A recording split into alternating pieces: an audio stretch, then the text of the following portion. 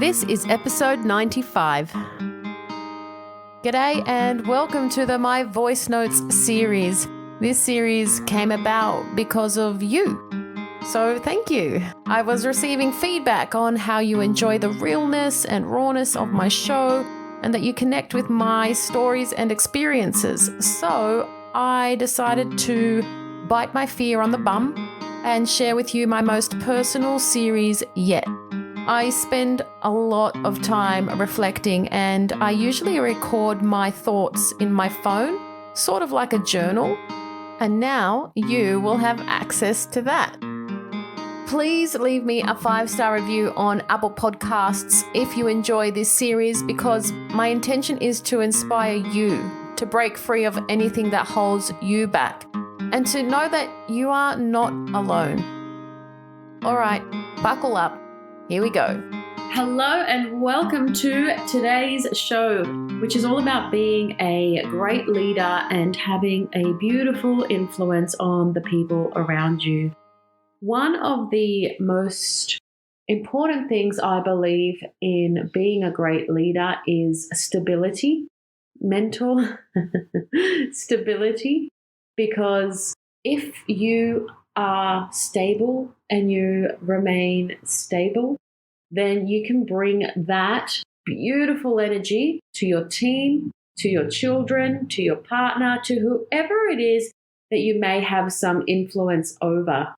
If you're unstable a lot, then that can cause a little bit of disruption with whoever it is that you are influencing or leading at the moment. The second great quality to have as a great leader, I believe, is consistency. And being consistent, showing up all the time, and being a great role model to those that you are influencing in this beautiful quality. Because if you show up, they'll show up. If you are consistent, they will be consistent. And this is a really, really important quality to have if you are in a leadership type of role. The third quality that I believe makes a great leader is vulnerability or integrity, whatever you prefer to call it. But it's such a great quality for leaders to exhibit integrity at all times, especially if that is acknowledging mistakes or giving proper credit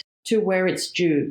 Think about it like this. If you don't have integrity, or if you lack integrity as a leader or as someone of influence, then this can be really impossible to come back from, because once the trust is lost or once the trust is broken, just like in any relationship, it is very difficult to rebuild that back. The fourth thing is communication. As a great leader or someone of influence, you must be able to communicate effectively, because imagine if you have poor communication, you will most probably have poor outcomes. Any leaders or any people of influence who don't develop these crucial communication skills, then as a leader, you might lack the ability to motivate your team or instruct them or discipline any people that you are in charge of. Because communication is one part of displaying confidence as a leader. And with communication comes the other quality of being an effective listener to the people that you influence and to the team that you lead. So many people don't know how to listen effectively. So if you're a parent, a person of influence, or a leader somewhere, this might be something to think about in case you need to improve your communication skills. And always remember that everything can be taught, everything can be learned. As long as you're in a growth mindset and you're open to trying, to learning, then every single skill you can attain or improve. The fifth quality that I believe a great leader should have, or a person of influence, or a parent, or whoever it is one of my favorites, and that is having character, having charisma, being someone that is approachable, relatable, friendly, someone easy to speak to, someone that is sincere,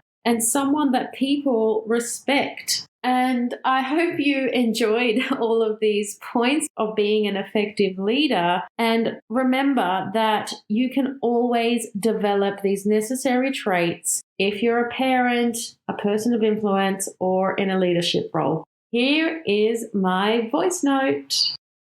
To be a great leader or a great parent, the one thing that I've learned in life, in business, is that it all trickles down from you, and you must set the example and you must set the standard that you wish for your employees, your colleagues, or your children so that they can have someone to model off.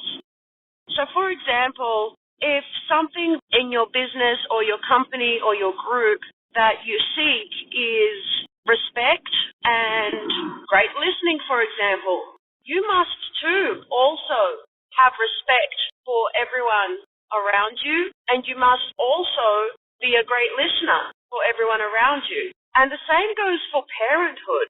If you expect your children, for example, to behave a certain way, you too must also behave a certain way. Sorry, it's really early in the morning. It's just before 6 a.m. and I'm off to the beach for a hike and meditation. And this thought just came up right now as I was driving.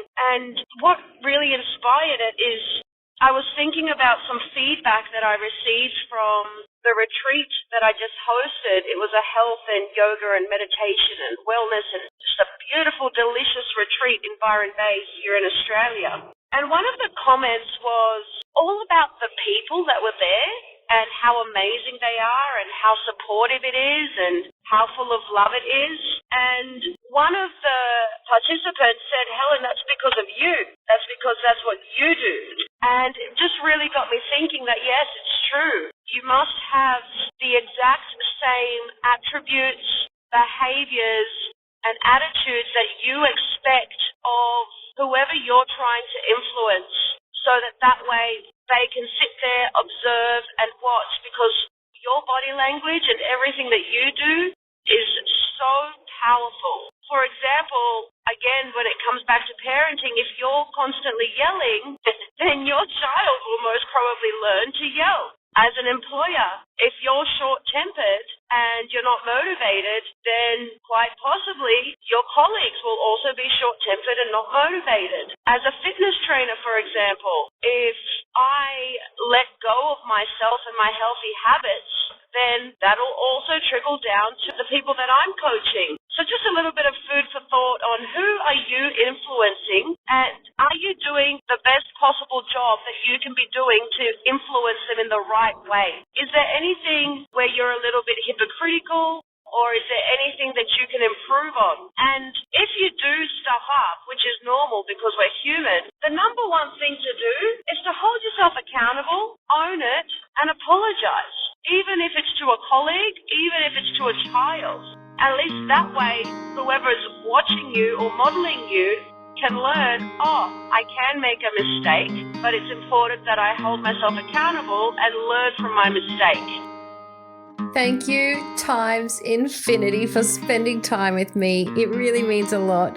Putting yourself first will really help escalate your goals, your dreams, and I love being on the journey with you. So make sure you come and tell me on my Instagram at Whole Health, which is HOL_health, and comment below this podcast photo to share your thoughts on my show today. And if you enjoyed it, please leave me a 5-star review on iTunes or Spotify so that I can keep bringing amazing value to you. I'm sending you truckloads of love, power, and joy. Bye for now.